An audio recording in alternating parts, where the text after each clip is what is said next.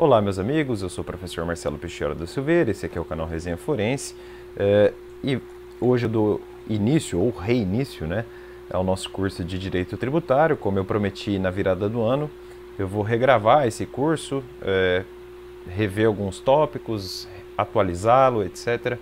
E assim a gente volta a trabalhar forte aqui no canal.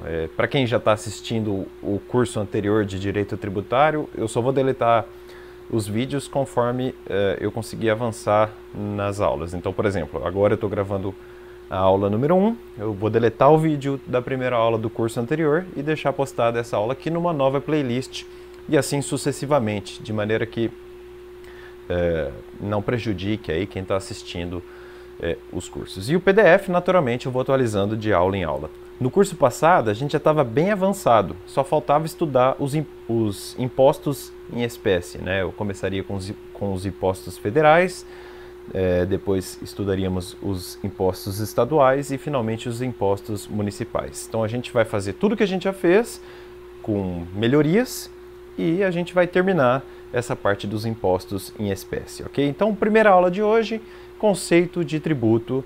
O PDF aqui embaixo, você encontra no site também do Resenha Forense e na minha página no academia.edu. Faz o download, acompanhe o vídeo, leia também, acho que vai te ajudar bastante, ok? Número 1, então, da nossa primeira aula, introdução, né? É só excepcionalmente, eu sempre digo isso, né, que o Estado pode explorar a atividade econômica.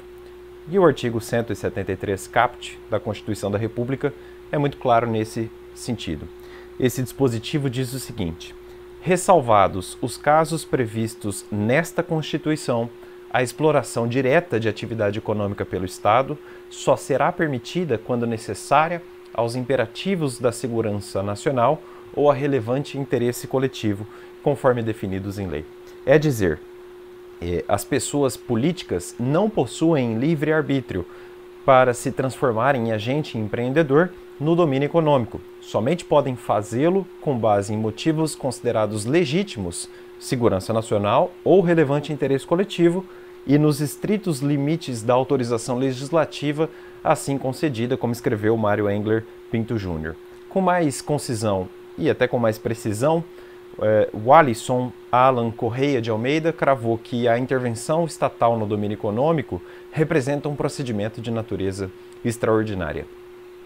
Ainda que se reconheça a presença estatal na economia, né, em alguns episódios históricos, a doutrina especializada recomenda, e na minha opinião com acerto, que se tenha um pouco de comedimento, eu diria até muito comedimento, com esse tipo de postura econômica, né, com a prática do empreendimento estatal, digamos assim, isto é, com a alocação do Estado como um player econômico.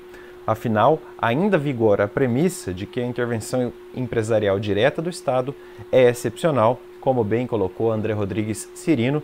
Eu concordo com ele em número, gênero e grau, e a gente não pode fugir disso também. A Constituição da República é bem clara nesse sentido. Infelizmente, alguns chefes do Poder Executivo ainda não entenderam esse ponto de nossa Constituição da República. A doutrina costuma vislumbrar as receitas públicas numa bifurcação. Eu cito aqui Eduardo Sabag e Ricardo Alexandre só para dar exemplos, mas vocês encontram isso fartamente na literatura tributária, tá? Em primeiro lugar, a doutrina menciona as receitas públicas originárias. Elas decorrem do patrimônio do Estado, num cotejo com um regime jurídico preponderantemente privado, onde ele, o Estado, explora o seu próprio patrimônio. Então é só pensar, e eu dei o exemplo aí, nas receitas obtidas através da Caixa Econômica Federal, que é uma empresa pública federal, não é? Em segundo lugar, a doutrina divulga as receitas públicas derivadas, que se originam do patrimônio dos particulares, né? Derivam dos particulares, em regime jurídico de direito público, onde o Estado utiliza o seu poder de império para obrigar o particular a contribuir. Exemplos disso, os tributos, as multas, as reparações de guerra e assim por diante. Esse grupo de estudos aqui, esse curso aqui, é focado justamente nas receitas estatais derivadas, né? A gente vai estudar o tributo em geral. Número 2 do caderno, na aula de hoje, fiscalidade, extrafiscalidade e parafiscalidade. Quando você fala de direito tributário ou de direito fiscal para um leigo, ele dirá imediatamente que o direito tributário seria o complexo ramo vocacionado principalmente a tutelar juridicamente, digamos assim, a arrecadação de verbas para o erário. O direito tributário se preocupa com isso, com a arrecadação de verbas para o erário, para o cofre público, não é? De maneira que o Estado possa exercer as suas atividades, e hoje a gente pode falar que ele se comprometeu a tanto no seu texto constitucional. Isso não está errado, né? Nem o chamado quinto do ouro, né? O quinto do ouro cobrado pela coroa portuguesa no século XVI, escapou dessa visão. O fiscalismo dominou toda a política colonial de Portugal em terras brasileiras, e foi principalmente no território de Minas Gerais que se desenrolou todo um drama de sofrimentos e angústias em consequência da política fiscal posta em prática pela metrópole, como colocou num texto muito interessante Moacir Benedito de Souza, lá na revista da USP, um texto de 1961, que ele mostra a natureza, qual era o debate dos juristas naquela época. Claro que não na época da instituição em si do quinto, que ocorreu no século XVI, mas o que os juristas diziam sobre o quinto, né? Qual seria a natureza jurídica do quinto? Para ele ali no texto seria inegável imposto. A gente vai falar disso mais tarde. Mas vejam que nem o quinto do ouro escapa dessa noção, né? A ideia é arrecadar para o Estado, para um ente público que fará, às vezes, do interesse coletivo, digamos assim. Sobre essa pauta, o Ricardo Alexandre crava que essa visão, a do leigo aí que eu mencionei, é correta, não está errado, mas é incompleta. E aí ele está certo, né? Essa visão do leigo é certa, mas é um pouco incompleta. Falta alguma coisa, porque o direito tributário não se contenta só com a arrecadação em si, embora o principal objetivo sim seja a arrecadação. Boa parte dos tributos tem natureza efetivamente fiscal. O quinto do ouro é um exemplo disso, ou seja, o propósito nitidamente arrecadatório, né? A arrecadação de recursos financeiros para o Estado, como coloca Hugo de Brito Machado. É o que ocorre, por exemplo, com o imposto municipal do ISS-QN, né? O Imposto sobre Serviço. É o que acontece também com o imposto estadual ICMS, e é o que ocorre, evidentemente, com o imposto federal mais importante, certamente, o imposto de renda. Mas há certos tributos que carregam em si finalidades extrafiscais. Eles até arrecadam, né? É ontologicamente impossível dizer que um tributo não arrecada, daí porque o leigo está certo, mas eles também possibilitam a intervenção estatal na ordem econômica, buscando um efeito diverso da simples arrecadação de recursos financeiros, como bem coloca Hugo de Brito Machado. A extrafiscalidade, explica Ricardo Pires Calciolari, é uma forma de o Estado incentivar ou não determinada conduta através dos tributos. Afirma-se que se trata de um tributo com finalidade extrafiscal quando os efeitos extrafiscais são não apenas uma decorrência secundária da tributação, mas deliberadamente pretendidos pelo legislador, que se utiliza do tributo como instrumento para dissuadir ou estimular determinadas condutas, como salienta Leandro Paulsen. Neste sentido, nós podemos apontar com segurança que são impostos extrafiscais. Letra A, o imposto de importação. Letra B, o imposto de exportação. Letra C, o imposto sobre operações financeiras, IOF. E letra D, o imposto sobre produtos industrializados, que tem, o IPI tem exceções em alguns princípios constitucionais, a gente vai falar dele mais tarde, e a gente vai falar dos princípios tributários mais tarde também, não se preocupe com isso agora. Mas para esses 4 impostos aí, né, como o governo precisa de certa agilidade para regulá-los, ele pode manejar as suas alíquotas por atos do Poder Executivo. Então, o chefe do Estado manipula, digamos assim, a economia, tendo alguma margem e até certa discricionariedade para mexer nas alíquotas, nos percentuais desses impostos. Eles não obedecem, portanto, ao princípio da anterioridade, porque a proteção da economia demanda essa agilidade. Proteção da economia entre aspas, né? Algum libertário dirá aqui que proteção coisa nenhuma, não é? Enfim, a principal característica dos tributos que se enquadram nessa função da extrafiscalidade é outra que não a simples arrecadação tributária, apresentando, portanto, caráter eminentemente regulatório.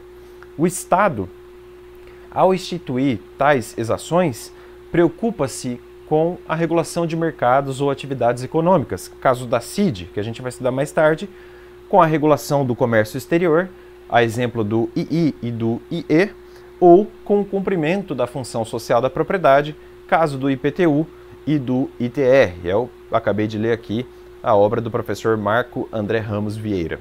Finalmente, uma parcela da doutrina também fala de uma finalidade parafiscal. Essa é mais controvertida, tá? Mas a finalidade parafiscal também estaria ao lado da finalidade fiscal propriamente dita, né? Nesses casos de parafiscalidade, o Estado criaria o tributo para arrecadar em favor de outra instituição que desempenha atividades em favor do Estado. A ideia também é divulgada, só para dar um exemplo, na literatura estrangeira.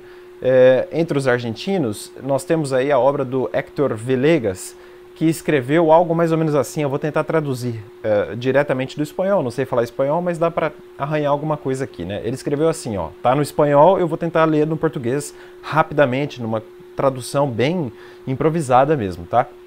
Olha, ele coloca assim, ó, contribuições parafiscais. Se qualificam de parafiscais as exações recebidas por certos entes públicos para assegurar o seu financiamento autônomo. Fica mais ou menos assim na tradução, né? Esse tipo de exação adquiriu modernamente uma grande importância e recebe a denominação de parafiscal. E apareceram nessas contribuições destinadas à previsão, seria aqui numa tradução previsão social, vamos colocar previdência social, às câmaras agrícolas, talvez ali no contexto argentino fica mais fácil entender o que seria isso, a fundos florestais, a centros cinematográficos, a bolsas de comércio, centros de estudo, colégios profissionais, etc. Ou seja, a entidades do tipo social de regulação econômica. É o que coloca, numa tradução bem improvisada mesmo aqui, o Héctor Villegas, um argentino. Entre os colombianos, eu encontrei um trabalho de Sandra Patrícia Cáceres, Xará Millerlan Dias Guerreiro e Carolina Gamboa Ortiz, que escreveram também numa tradução rápida o seguinte: como o seu nome indica, né, contribuição parafiscal, a parafiscalidade é uma fiscalidade paralela. Isto é, um manejo da fazenda pública, geralmente por meio de entidades que funcionam separadamente da administração pública centralizada, mas no mesmo sentido dela, e também, excepcionalmente, por dependência à administração pública, mas executando uma função à parte de um conjunto dela mesma. É mais ou menos assim a tradução, e faz muito sentido quando a gente joga para o direito brasileiro, né? Seguindo agora o nosso texto em português, o INSS, por exemplo, é uma autarquia federal. A União, ao criar tributos em favor do INSS, cumpriria com essa finalidade parafiscal. Não deixa de ser o Estado lato sensu, né? O Estado lá da teoria geral do Estado. Mas do ponto de vista jurídico, o INSS é uma pessoa jurídica e a União é outra pessoa jurídica. Aliás, para o direito administrativo puro, a União nem é pessoa jurídica, né? A União, na verdade, é um órgão que tem CNPJ. O INSS, sim, é uma entidade autônoma e é uma pessoa jurídica, é uma autarquia federal. Ela recebe um tributo que é de competência da União, mas isso aí seria uma parafiscalidade. O INSS desempenha uma função específica do Estado, uma função típica de Estado, recebe uma fração, digamos assim, da competência tributária da União. Não é o próprio INSS que estipula o tributo, afinal de contas a Constituição da República não previu competência tributária para o INSS, mas essa diagonal, digamos assim, é a parafiscalidade, né? No direito brasileiro, pelo menos, é isso que se pode compreender conforme o ensinamento de Geraldo Ataliba. A circunstância de o sujeito ativo não ser a própria entidade estatal, União, Estado ou município, mas outra pessoa designada pela lei que arrecada o tributo em proveito das próprias finalidades, em nada altera o regime tributário que deverá persistir sendo observado. Só que esse assunto, eu já falei disso, né, não é muito bem claro na doutrina. O próprio Héctor Villegas, né, o argentino que acabamos de citar, acentuou, não existe uniformidade em relação à natureza jurídica dessas contribuições parafiscais, né? Então é ainda assunto controvertido e justamente por isso é um assunto até pouco cobrado em provas de concursos públicos. De qualquer maneira, avisa Ricardo Alexandre, e com grande didática, né, que hoje em dia a maioria dos tributos tradicionalmente definidos como contribuições parafiscais tem por sujeito ativo a própria União, não se enquadrando mais na tradicional definição de parafiscalidade, em virtude da não atribuição da condição de sujeito ativo ao beneficiário. Isso acontece assim, então, raramente mesmo. Acontecia com o INSS, que eu dei de exemplo, acho que isso já não existe mais. Então a parafiscalidade fica mais para teoria mesmo, tá? Item 3 do nosso caderno, talvez o item, talvez não, certamente o item mais dogmático da aula de hoje, que vem com uma pergunta, né? Mas o que é tributo? O que é tributo? A gente vai estudar direito tributário, eu preciso saber o que é tributo. Ao entender a natureza jurídica do tributo, eu consigo, de salto, economizar alguma noção teórica e entender certas cobranças estatais como tributárias. E isso já me ajuda a me localizar na matéria, a entender o regime e a situação jurídica de uma cobrança. Ao entender o plexo situacional do fato jurídico tributo, eu consigo entender todas as instituições tributárias que o permeiam: prescrição tributária, lançamento tributário, decadência administrativa do lançamento e assim por diante. Segundo o artigo 3º do Código Tributário Nacional, tributo é toda prestação pecuniária compulsória em moeda ou cujo valor nela se possa exprimir, que não constitua sanção de ato ilícito, instituída em lei e cobrada mediante atividade administrativa plenamente vinculada. Desmembrando analiticamente esse dispositivo, nós temos 5 fragmentos relevantes. Tributo é, primeiro, toda prestação pecuniária em moeda ou cujo valor nela se possa exprimir. Segundo, prestação compulsória. Terceiro, prestação que não constitui sanção de ato ilícito. Quarto, prestação instituída em lei. E 5, prestação cobrada mediante atividade administrativa plenamente vinculada. Isso aí que eu fiz, esse desmembramento analítico em 5 itens, é tradicional na doutrina. A doutrina sempre faz isso quando vai estudar o que é tributo segundo o CTN. Então, faremos o mesmo aqui. Vamos seguir a tradição, o costume e o hábito. Vamos estudar cada um desses 5 elementos colocados e desmembrados analiticamente, não é? Então, item 3.1 do caderno, tributo é toda prestação pecuniária em moeda ou cujo valor nela se possa exprimir. Aqui não há segredo, né? Prestações pecuniárias, diz Ricardo Alexandre, são justamente aquelas em moeda. Simples assim. Não é natural pensar no direito brasileiro um tributo pago em trabalho ou em bens, né? Em natura, diz parte da doutrina.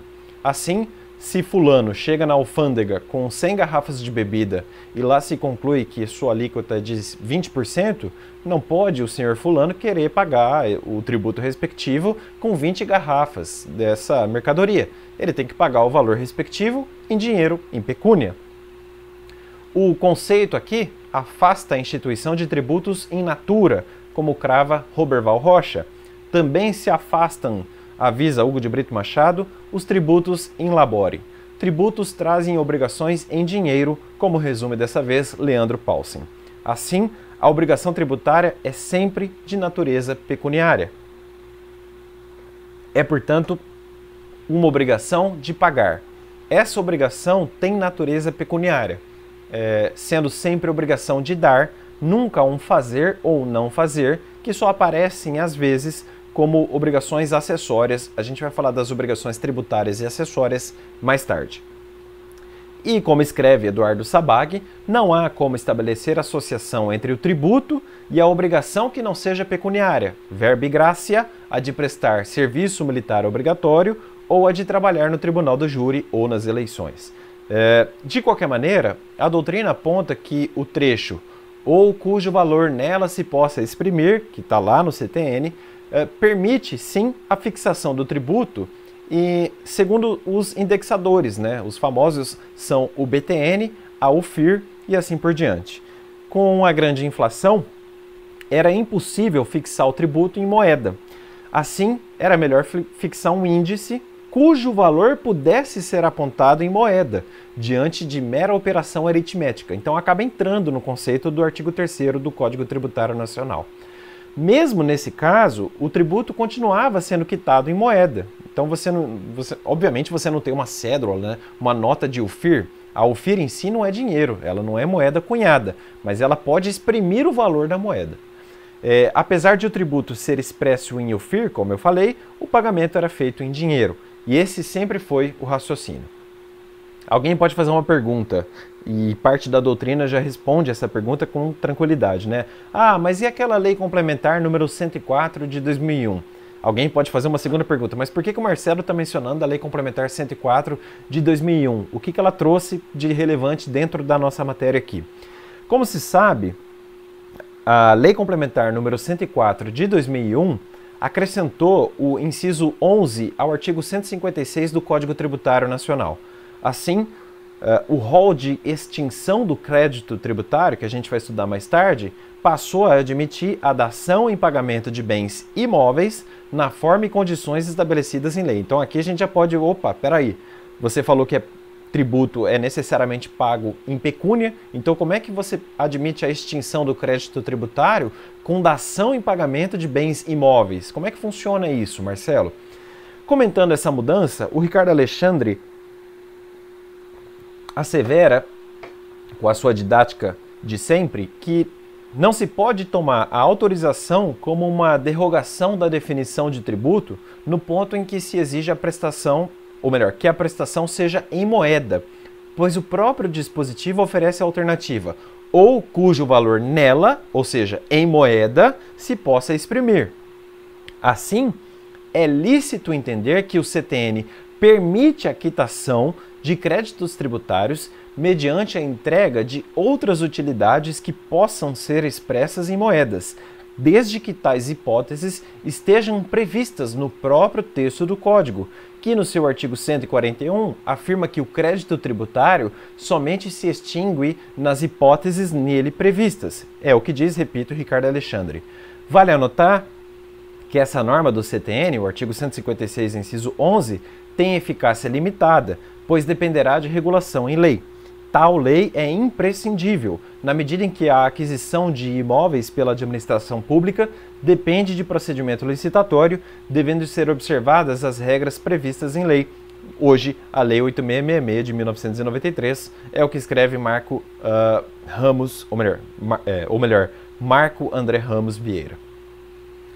E como se sabe, é papel da lei federal trazer regras gerais de licitação, né? Isso não é novidade para ninguém. Aliás, tem um curso de licitações aqui no canal também, procurem aí no YouTube. Não pode o Estado criar, ou melhor, quando eu falo aqui não pode o Estado, eu quero dizer na verdade, não pode um Estado federado, então não pode, por exemplo, aqui o meu estado do Paraná, ou o estado da região onde você me assiste, de São Paulo, Rio de Janeiro, tanto faz, mas não pode o Estado federado criar uma lei que afronte a norma geral da União. Nesse sentido, em sede de controle abstrato de constitucionalidade, decidiu o Supremo Tribunal Federal que é inconstitucional a lei local estadual, criando extinção de crédito tributário mediante dação e pagamento de bens móveis. Se isso fosse permitido, o ente receberia bens sem licitação prévia. E aí eu arrolei no nosso caderno, mencionei, na verdade, uma ementa de um julgado. Eu faço questão de ler a ementa porque ela é muito importante para entender o raciocínio agora exposto. Ela diz, né, ação direta de inconstitucionalidade, ofensa ao princípio da licitação, Constituição Federal, artigo 37, inciso 21. Item 1 da ementa. Lei ordinária distrital, pagamento de débitos tributários por meio de dação em pagamento. Item 2. Hipótese de criação de nova causa de extinção do crédito tributário. Item 3. Ofensa ao princípio da licitação na aquisição de materiais pela administração pública. Item 4. Confirmação do julgamento cautelar em que se declarou a inconstitucionalidade da Lei Ordinária Distrital 1624/97. Para quem quiser pesquisar depois, eu citei aqui a ementa da ação direta de inconstitucionalidade número 1917-5 do Distrito Federal, com relatório do ministro Ricardo Lewandowski. Ela foi julgada em plenário, obviamente, e foi julgada no dia 26 de abril de 2007, até antiguinha, né? Aí eu faço uma outra pergunta. E seria possível pagar tributo com títulos da dívida pública? Será que isso é possível? O Ricardo Alexandre responde essa questão com as seguintes palavras: tal hipótese de extinção configura, a rigor, compensação tributária, prevista no artigo 156, inciso 2 do CTN. O raciocínio é simples. Se o contribuinte possui um título da dívida pública contra determinado ente federado e deve tributo a este mesmo ente, as obrigações se extinguem até o montante em que se compensarem. Da caracterização da hipótese como compensação, decorre a necessidade de lei autorizativa para a utilização dos títulos da dívida pública na extinção do crédito tributário. É o CTN, artigo 170, Ricardo Alexandre, mais uma vez citado. Muito bem, terminamos o item 3.1, estou satisfeito, vamos para o item 3.2. Tributo é prestação compulsória. Vejam, o Estado utiliza o seu poder de império para cobrar tributo, isso é bem claro, né? Até o leigo entende isso. A relação jurídica entre ele e o contribuinte é verticalizada, sendo a lei a fonte direta e imediata da obrigação tributária, como bem coloca Ricardo Alexandre. Daí se dizer que a prestação tributária não é contratual, não é voluntária e não é facultativa, como assinala Eduardo Sabag. O caráter compulsório do tributo, aliás, resta evidente na medida em que a Constituição coloca a lei, que a todos obriga, como fonte da obrigação tributária. De fato, o artigo 150, inciso 1 da Constituição Federal, exige que a instituição e a majoração dos tributos sejam estabelecidas por lei, o que revela a sua natureza compulsória de obrigação ex lege, marcada pela generalidade e cogência, independentemente da concorrência da vontade do sujeito passivo quanto à constituição da relação jurídica. A adequada consideração do traço da compulsoriedade faz com que não se caracterizem como tributárias as receitas patrimoniais relativas ao uso ou à exploração de bens públicos em caráter privado, taxa de ocupação de terreno de marinha e compensação financeira e pela exploração de recursos minerais, porquanto, nesses casos, não há compulsoriedade na constituição do vínculo, mas adesão a um regime remuneratório. Eu li aqui a obra do professor Leandro Paulsen. A obrigação tributária é ex lege, pois tem como fonte direta a lei. Não é? É ex lege porque a sua fonte direta, a fonte da obrigação tributária, é a lei. A obrigação tributária claramente se diferencia das obrigações de direito privado que decorrem da manifestação de vontade.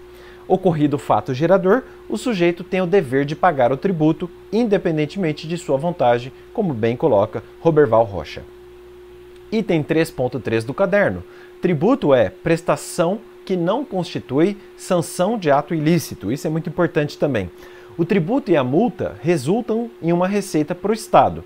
Então, eles são sim espécies de receitas derivadas, mas não se confundem, né? A multa é a sanção do ato ilícito. O tributo, diferentemente, decorre de suportes fáticos que não resultam neles mesmos em sanções. O tributo não tem o objetivo de penalizar. Então é bastante segura a colocação do Eduardo Sabag. O tributo não é multa e a multa não é tributo. A definição legal do fato gerador de um tributo é interpretada abstraindo-se da validade jurídica dos atos efetivamente praticados pelos contribuintes, responsáveis ou terceiros, bem como da natureza do seu objeto ou dos seus efeitos. É o inciso 1 do artigo 118 do Código Tributário Nacional. Segundo o STJ, esse dispositivo aí traz o famosíssimo princípio da non-olet, consagrado pelo direito tributário brasileiro. Esse princípio teria sido criado por Albert Hansel e por Otmar Biller, tendo o escopo de permitir a tributação das atividades ilícitas. Assim, é irrelevante para a determinação do fato gerador a validade jurídica dos atos efetivamente praticados pelos contribuintes. É o que se encontra no julgado do STJ, né? Recurso especial 493.162 do Estado, do Distrito Federal, com o relatório do ministro Herman Benjamin, julgado na segunda turma, em 25 de novembro de 2014. Eu encontrei um texto ucraniano indicando que a origem da pecúnia non olet estaria no imperador romano Tito Flávio Vespasiano, cuja reforma financeira se baseava na urgente necessidade de economizar dinheiro público. Eu não sei nem pronunciar o nome dos autores, mas é Dudica, eu acho que fala assim, Dudica, e Moiseshchuk. Não sei falar ucraniano, não sei como é que pronuncia, mas está citado aí no caderno. Aliás, eu consegui também encontrar no importante dicionário de citações, aliás não, é um dicionário de Oxford, o seguinte, né, Emperor Vespasian, aí está ali, ano 79 depois de Cristo. Pecunia non olet significa money has no smell, ou seja, o dinheiro não tem cheiro. Traditional summary of Suetonius Vespasian. Aí 23.3. Vespasian was answering Titus' objection to his tax on public lavatories. É mais ou menos assim, o Vespasiano estava respondendo uma objeção do Tito sobre a sua taxação de banheiros públicos, lavatórios públicos, né? Teria cheiro de urina. Segurando uma moeda, né? Holding a coin to Titus' nose, então ele encostou a moeda no nariz do Tito e começou a falar, não tem cheiro, é dinheiro. E o Tito respondeu, atque locio est, ou seja, yes, that is made from urine, né? Tem cheiro de urina.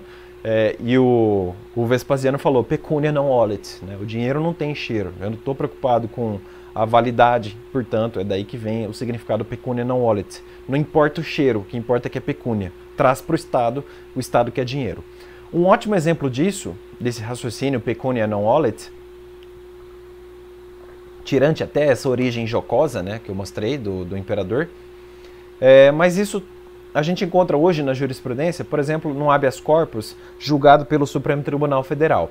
No caso, o sujeito passivo da obrigação tributária teria logrado renda com o tráfico de drogas. Como o direito exige, na interpretação do fato gerador do tributo, a abstração da validade do ato efetivamente praticado pelo contribuinte, entendeu-se que o dinheiro obtido com a traficância, ainda que derivado de verdadeira atividade ilícita, poderia sim sofrer a incidência do imposto de renda, até pela inspiração ética inerente ao princípio da isonomia fiscal. Não é justo, convenhamos, que todos nós que trabalhamos honestamente, ilicitamente, é importante que se diga isso, não é justo que nós paguemos o imposto de renda, enquanto que os traficantes que lucram com a sua atividade ilícita oferem, portanto, uma renda do ponto de vista ontológico, não arquem com tal imposto. Para quem quiser estudar, STF, habeas corpus número 77530 do Estado do Rio Grande do Sul, com relatório do ministro Sepúlveda Pertence, julgado na primeira turma em 25 de agosto de 1998. Por isso se fala em pecunia non olet. O dinheiro não cheira, o dinheiro não tem cheiro, eu não estou preocupado com a validade do ato, eu me abstraio da validade, percebo o fato gerador e nele consigo imputar, lançar a obrigação tributária. Noutras palavras, ou melhor, eu parei ali no caderno, não é justo que todos que trabalhem licitamente paguem imposto de renda, enquanto traficantes que oferem renda ontológica não arquem com tal imposto. Beleza. Por isso se fala em pecunia non olet, como eu coloquei também, dinheiro não cheira. E aí a frase em itálico até, né? O traficante paga IR, né? Paga imposto de renda porque ofere renda, não porque trafica drogas. Tá bem claro. Noutras palavras, né? Agora sim, para efeitos fiscais, os atos ilícitos, os atos ditos imorais, assim como os atos juridicamente ineficazes, desde que configurem fatos geradores, são tributados. O mesmo se pode dizer em relação aos atos inválidos, aqueles tidos nulos pelo artigo 166 do Código Civil. Nesses casos em que o direito privado impõe a não produção de efeitos civis, os efeitos fiscais são válidos e suficientes para caracterizar a incidência de tributos. Assim, quando um absolutamente incapaz compra ou vende uma mercadoria, incide o ICMS. Se presta um serviço tributável, incide o ISS. Se adquire um imóvel, incide o ITBI, é o que coloca Roberval Rocha. Outro bom exemplo mostrando a força da norma Pecunia non olet está em julgado do STF, no qual foi permitida a incidência de tributação de renda decorrente do jogo do bicho. Para quem quiser, habeas corpus número 94240, com relatório do ministro Dias Toffoli, primeira turma, julgado em 23 de agosto de 2011. Por outro lado, há quem defenda que essa parte precisa do artigo 3º do CTN teria sido relativizada e parcialmente revogada, melhor dizendo, com o artigo 182, parágrafo 4º, inciso 2º da Constituição da República. No IPTU, a progressividade no tempo é estipulada exatamente como uma das sanções cabíveis contra aqueles que descumprirem o adequado aproveitamento da propriedade imobiliária urbana, ou seja, contra quem descumprir o plano diretor municipal. Alguns doutrinadores o denominam de IPTU sanção. Situação parecida é verificada no artigo 239, parágrafo 4º da Constituição Federal, que prevê um adicional de contribuição social para empresas que acarretem níveis de desemprego mais altos que o normal no seu setor econômico, é o que escreve Roberval Rocha. Aliás, Hugo de Brito Machado diz que o tal IPTU sanção tem nítida natureza penal, o que deixa bem clara essa visão da doutrina. E tem mais. Como não é sanção de ato ilícito, voltando agora ao artigo 3º em si do Código Tributário Nacional, não poderá o legislador colocar o ilícito abstratamente como gerador da obrigação tributária ou dimensionar o montante devido, tendo como critério a ilicitude. Então, por exemplo, eu não posso colocar uma alíquota maior de imposto de renda envolvendo a renda que o sujeito obteve com o jogo do bicho. Então, o fisco não pode falar, você está fazendo um ilícito, eu vou cobrar mais de você. Isso também não pode. Esse exemplo é dado, aliás, pelo Leandro Paulsen. Item 3.4 do caderno, na aula 1 de hoje, tributo é prestação instituída em lei. E essa é uma regra sem exceção, como diz Ricardo Alexandre, o tributo só pode ser criado por lei, complementar ou ordinária, ou até a ato normativo de igual força, como a medida provisória. Ideia que parece ser inspiração do modelo norte-americano, com um brocard No Taxation Without Representation, né? Não há taxação sem representação no parlamento, evidentemente, né? Porque decorre da lei. A majoração, que não se confunde com a criação do tributo, até comporta algumas exceções, mas a gente vai estudar tudo isso com calma depois. Apenas entenda essa parte analítica, né? O tributo é prestação instituída em lei, majorada em lei também, em regra.